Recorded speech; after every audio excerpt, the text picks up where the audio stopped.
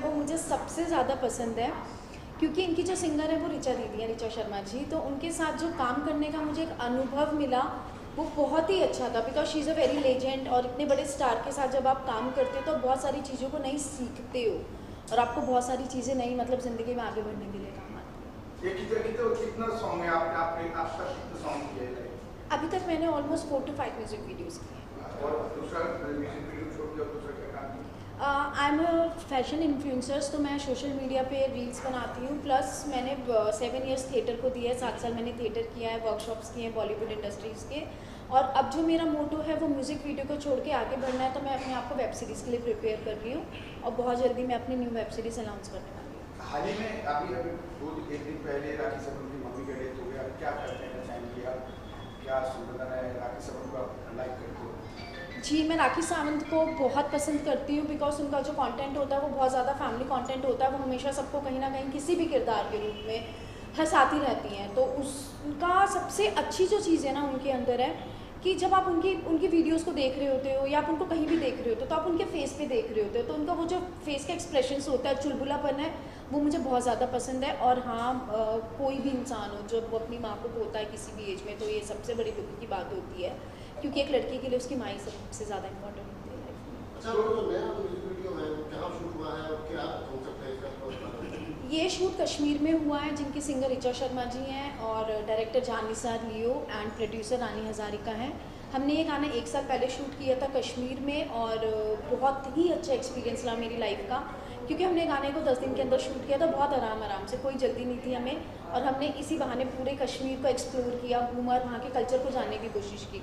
तो एक चीज़ मुझे बहुत मतलब जब मेरे पास इस म्यूज़िक वीडियो का ऑफर आया था तो मेरी फैमिली ने मुझे मना कर दिया था कि नहीं रिद्धि वहाँ कश्मीर नहीं जाना, बिकॉज जनरली फैमिलीज़ के दिमाग में रहता है नहीं कश्मीर जा रहे हैं, वहाँ के लोग पता नहीं कैसे होंगे, या वहाँ पे बमबारी होती रहती है, गोलीबारी होती रहती है। बट ऐसा सच में कुछ नहीं था।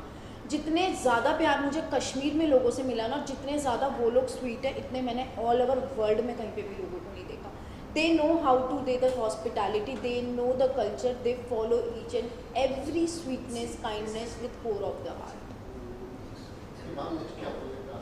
नेक्स्ट अब मैं म्यूज़िक वीडियो ऑफकोर्स अगर मुझे कोई बहुत अच्छी अपॉर्चुनिटीज़ मिली बहुत अच्छे सिंगर्स के साथ, जैसे मेरे फेवरेट मेरा हमेशा से सपना रहा है मिका जी के साथ काम करने का, तो मैं ज़रूर करूँगी। नहीं तो मोस्टली मैं वेब सीरीज़ के लिए जाना चाहूँगी, क्योंकि I want to go 1 step ahead in my life. वो सिंगर कौन है इसमें? ऋचा जी, ऋचा शर्मा जी।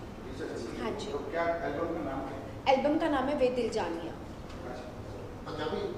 नहीं, इट्स अ हिंदी सॉन्ग। और ये सॉन्ग दीदी जो हैं उनके बहुत ही करीब रहा है ये सॉन्ग, क्योंकि उन्होंने खुद ही कंपोज किया है और उन्होंने शूट को बहुत दिल से किया है और बहुत ही प्यारा सॉन्ग है गाइस, तो प्लीज़ जाके ज़रूर देखिएगा, क्योंकि उसमें जो एक एक शॉट लिया गया है वो बहुत ही खूबसूरती और बहुत ही नज़ाकत के साथ लिया गया है। और मतलब शूटिंग के दौरान ऐसे कुछ घटना है कि मतलब जो आप बोलना चाहेंगे? हाँ, मुझे जब मैं वहाँ पे पहुँची कश्मीर में और एक रूम में ऋचा दीदी थी तो मुझे बहुत डर लग रहा था। मतलब मुझे ऐसा लग रहा था कि मैं कैसे जाऊँगी, उनसे कैसे बात करूँगी। और तो बट जब मैं उनके पास गई और मैंने बहुत प्यार से जाके एकदम उनके फीट को टच करके बोला हेलो दी, तो उन्होंने मुझे ना एकदम से गले लगा लिया, तो मैं इतने कंफर्ट जोन में आ गई।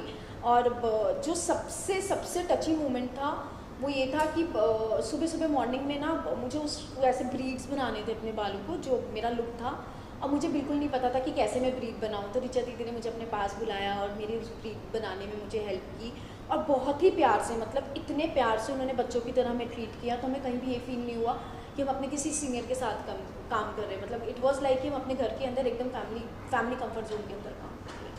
तो दूसरा आप बोलने में माहिर हो और आप डरती नहीं हो, लेकिन जिस तरह से राखी सावंत और जिस तरह से शर्लिन चोपड़ा का विवाद चल रहा है जी। तो क्या कहना चाहेंगे कि शर्लिन अभी फिलहाल पठान मूवी का विरोध कर रहे हैं, तो वो हर चैनल पर पठान मूवी का विरोध कर रहे हैं कि वो बोलते हैं कि ये धर्म हमारा है, ये धर्म हमारा है। क्या देखिए एक्चुअली कैसा ना, उनका खुद का तो कुछ भी नहीं है, वो खुद की खुद नहीं है पहले, क्योंकि वो खुद ही डिसाइड नहीं कर पा रहे उनको करना क्या है।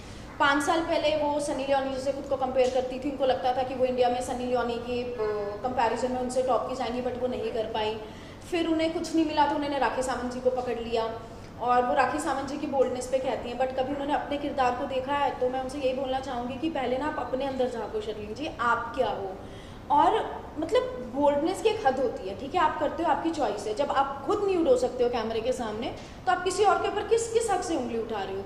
आप पुलिस स्टेशन जाते हो लोगों की कंप्लेन करने, और आपकी एक वीडियो मैं देख रही थी, आप झूठ परसों आप पुलिस स्टेशन के बाहर खड़े होकर पुलिस स्टेशन में मतलब आईओ के ऊपर भी आप उंगली उठा रहे हो, और वहाँ पे आप बोल रहे हो अरे मेरी कंप्लेन नहीं ले रहे हैं।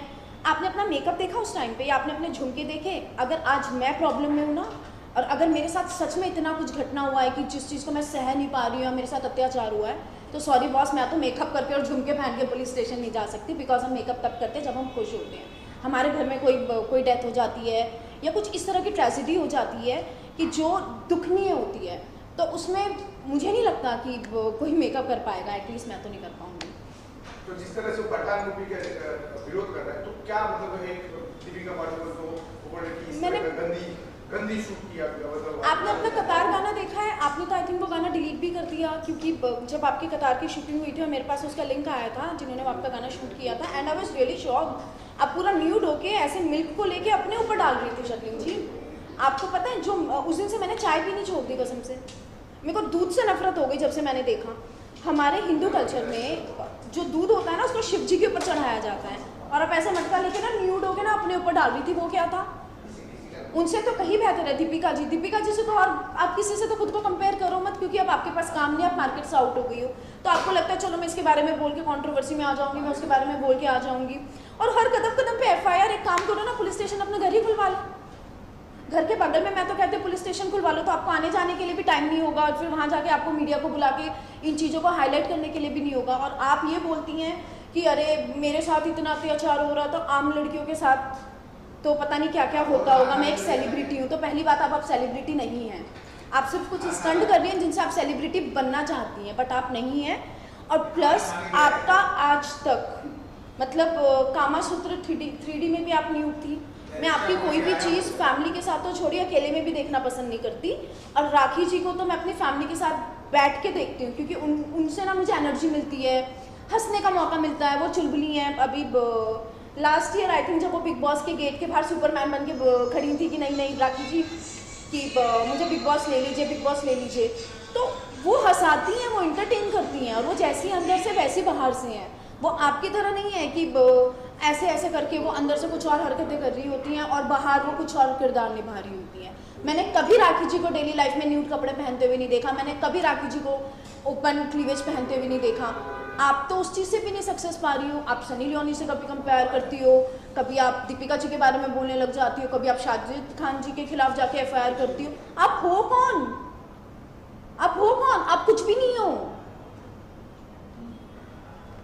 तो अभी और एक कंट्रोवर्सी है उर्फी जावेद जी। उर्फी जावेद ने ग्रुप पर कंप्लेन किया शबनम शेख ने। बिल्कुल तो देखा। क्या करना चाहिए? क्यों मतलब इस तरह का लोग क्यों उर्फी के पीछे पड़ जाते हैं? क्योंकि उर्फी का मुझे स्टाइल बहुत पसंद है। मैंने उनका एक वीडियो देखा था कि वो ऑटो में जा रही थी, उन्होंने ऑटो का चेन खींचा और उससे उन्होंने ड्रेस बना लिया। तो ये दिमाग की बात है। तो जिन लोगों के पास दिमाग नहीं होता ना, वो क्या करते हैं कि जो लोग अपना दिमाग लगा के या सक्सेस की तरफ, टैलेंट की तरफ बढ़ रहे होते हैं, वो उनके पीछे पड़ जाते हैं, क्योंकि अपना टैलेंट तो कुछ है नहीं आपके पास। और अगर आप लोगों को मौका मिल जाना तो सबसे पहले आप कपड़े उतारोगे कैमरे के सामने, बट आप लोगों को कोई देखने में इंटरेस्टेड नहीं है। तो उर्फी जी जो कर रही है वो बहुत अच्छा कर रही है अपनी लाइफ में। उनकी ड्रेसेस को देख के मैं इंप्रेस होती हूँ। आई विश जिस दिन मेरी बॉडी उर्फी जी जैसी होगी, अब मुझे मौका मिलेगा कभी लाइफ में, तो मैं ज़रूर उनके स्टाइल को फॉलो करना चाहूँगी, क्योंकि वो टैलेंट है जीता जागता। आज तक उनकी एक भी ड्रेस किसी से उन्होंने देख के इंस्पायर होकर नहीं बनाई है, लोग उनको इंस्पायर होकर चीज़ें देखते हैं। तो आप अपना दिमाग लगाओ। अगर आपके पास दिमाग नहीं है तो जाके पुलिस स्टेशन में कंप्लेन कर दो, या जाके उनके खिलाफ केस कर दो, या कंट्रोवर्सी खड़ी कर दो। बॉस, इससे कुछ भी नहीं होगा, कुछ भी नहीं होगा, सब कुछ फालतू है। बेटर जाओ अपने काम पे ध्यान लगाओ, और जो अपना टैलेंट है ना उसके ऊपर काम करो। तो जब ये कह रही है कि अगर नंगापन ये टैलेंट है, नंगा पहन कौन कहता है उर्फी नंगी है? बताइए। उर्फी पे क्या पहनती बताइए? आप खुद उर्फी स्टाइलिश है। आप एक महिला हो, क्या बताइए कि इस तरह के ड्रेस पहनना हमारी ये आपकी सोच का फर्क है। संस्कृति, व्हाट इज संस्कृति? ठीक है, मानता हूँ, इतने कम कपड़े आपने दूसरी एक्टर्स को देखा है? मैंने आज तक उर्फी जी का एक भी बॉडी पार्ट नंगा नहीं देखा, एक भी वीडियो में। उसे स्टाइल कहते हैं। हम अपनी सोच से नंगे हैं, तो प्लीज अपनी सोच को बड़ा कीजिए। छाती पर सिर्फ मोबाइल पे कवर लगा देना या फिर कुछ एक बिस्किट तो लगा छाती पर ब्रा पहनने से भी तो कवर होता है, उसको आप न्यूडिटी नहीं मांगते। और मुझे लगता है कि जितने लोग उंगली उठाते हैं ना, सबसे ज्यादा वही जाके देखते हैं। जब मैं अपने प्रोफाइल पे सूट में फोटो डालती हूँ तो मुझे 2000 लाइक आते हैं। मैं एक बोल्ड फोटो डाल दूँ उसके ऊपर 25,000 लाइक आते हैं। क्यों? अगर आप लोग उस चीज को पसंद नहीं करते तो उस चीज को क्यों सपोर्ट करते हैं? फिर आप, मैं इस चीज को तब अग्री करूंगी कि जब मेरी सूट की फोटो पे 25,000 लाइक आएंगे और मेरी न्यूड फोटो पे 2000 लाइक आएंगे और लोग मुझे अनफॉलो करके जाएंगे। मैं जिस दिन बोल्ड फोटो डालती हूँ उसी मेरा कंटेंट बढ़ता है। तो ये जो जनता है ना, ये आपको इधर से भी नहीं जीने देती, उधर से भी नहीं जीने देती। और जितने लोग, I think, I am so sorry, आप लोग भी खड़े हो तो शायद अकेले में भी जाके आप उर्फी जी के फोटो जरूर देखते हो। हमारा काम ही ऐसा देखना। आप देखते हैं ना, तो बस प्लीज आप हमारा काम ऐसा आपको देखना बिल्कुल, पड़ता है। आप फिर इस पर कॉमेंट मत कीजिए प्लीज। ये हमारी सोच का फर्क है। सोच को बड़ा करो, कपड़े अपने आप बड़े दिखेंगे आप। मीटू पे क्या कहेंगे? मीटू वगैरह है कि नहीं? मीटू बिल्कुल है। और कैसा होता है ना कि इंडस्ट्री में सबके साथ कुछ ना कुछ होता है।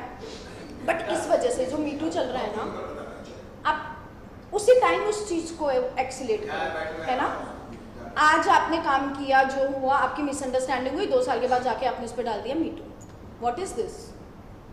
जिस टाइम आपको, ये आपकी चॉइस होती है। देखिए, मैं भी लड़की हूँ, मैं भी इंडस्ट्री में काम करती हूँ, मैंने भी 100 चीज़ें फेस की होंगी, मैं भी कोई दूध की धुली नहीं हूँ। बट आज मैं उस चीज़ को एक्सेप्ट करती हूँ और 2 साल के बाद मैं जाके बोलती हूँ, क्योंकि वो चीज़ मेरे फेवर में नहीं हुई, तो मैंने उसको जाके मीटू कर दिया। तो बॉस अब 2 साल तक कहा। नमस्कार जी, अस्सलाम वालेकुम, जय महाकाल। मैं संगीतकार दिलीप सेन और आज आप सबको बताते हुए बड़ी खुशी हो रही है कि ऋचा शर्मा जी का एक बहुत प्यारा एल्बम आ रहा है, वे दिल जानिया, जिसमें मेरे साथ ये हमारे सुपरस्टार मॉडल है, इनके ऊपर ये गाना पिक्चराइज हुआ है। और ऋचा शर्मा जी के लिए मैं इतना ही कहूँगा कि आज की इंडस्ट्री में ये बहुत ही उम्दा कलाकार है, बहुत ही प्यारी सिंगर है। इनका एक अपना अलग स्टाइल है और इन्होंने जितना भी काम किया है ऋचा शर्मा जी ने, दुनिया में हटके किया है और वाकई में ये एक बहुत ही होनहार कलाकार है। तो मेरी तरफ से ऋचा जी को और इनकी पूरी टीम को बहुत बहुत बधाइयाँ। और सारी टीम के साथ साथ जो ये मीडिया आई है, इनको भी बहुत बहुत धन्यवाद कहना चाहूँगा कि आप लोग समय समय पे आके हम लोगों को कवरेज करते हैं और बड़ी प्यारी प्यारी कवरेज देते हैं और दुनिया तक ये म्यूजिक सुनने के लिए हमारे को ले जाते हैं, दिखाते हैं। तो मैं आप लोगों का बहुत बहुत शुक्रगुजार हूँ। और दोस्तों, भाइयों, बहनों और जो मेरे चाहने वालों, जो मेरा संगीत सुन के मुझे दुआएं देके मुकाम तक पहुँचाया है, तो आप सब भी वे दिल जानिया म्यूजिक सुने, सब्सक्राइब करें, लाइक करें, शेयर करें और हमारी मॉडल जी को भी आगे बढ़ाएं। Thank you.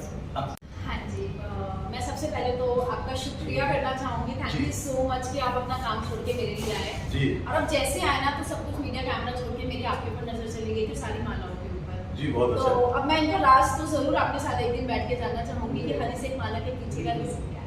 जी, वो तो है, सब दुआओं के, ये मालाएं नहीं है, ये दुआएं है, प्यार है, आशीर्वाद है और भोले की कृपा है। फ्यूचर में मैं चाहूँगी कि मैं बहुत जल्दी आपके साथ काम करूँ। बिल्कुल करेंगे और बहुत बहुत धन्यवाद। और मैं इसके लिए वसीम जी को और नज़मा जी को बहुत बहुत बधाइयाँ देता हूँ कि उन्होंने मुझे याद किया और मीडिया को भी बहुत बहुत बधाइयाँ देता हूँ कि उन्होंने मुझे कवर किया। बहुत बहुत शुक्रिया। नमस्कार, जय महाकाल। जय महाकाल।